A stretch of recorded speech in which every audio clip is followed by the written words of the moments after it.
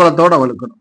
ரிஷப லக்னத்துல பிறந்திருக்கிறீங்க, எதிரியை வெல்லும் ஜாதகரா மாறணும். ரிஷப லக்னத்துல பிறந்தவருக்கு எதிரியை வெல்லணும்.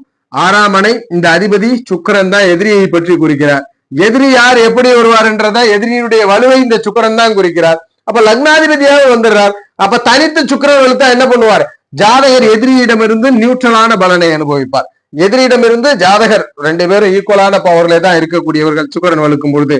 ஆனால் லக்னாதிபதியே சுக்கிரன் ஆனாலும் எதிரியை வெல்லணும். இந்த காம்பினேஷன்ல தனித்து வலுக்கலாம். தனித்து வலுத்தாலும் சுக்கிரனுக்கு பிரச்சனை இல்ல, தனித்து வலுப்பதும் சுக்கிரனுக்கு பிரச்சனை இல்ல. ஆனா தனித்து வலுத்தாலும் எதிரி ஈக்குவலா இருப்பாரு. எப்பயுமே சண்டை சச்சரவுகள் வரும். யோக தசை அவயோக தசையை பொறுத்து பலன் மாறும். இந்த சுக்கிரனோடு சனி புதன் தொடர்பில் இருப்பாராயின் எதிரியை வெல்லக்கூடிய ஆற்றல். சனி புதன் பொதுவான விதி. இந்த ராகு கேதுக்கள் இருள் கிரகங்கள் 6ஆம் இடத்துல இருந்தா எதிரியை வெல்லான்றது பொதுவான விதி.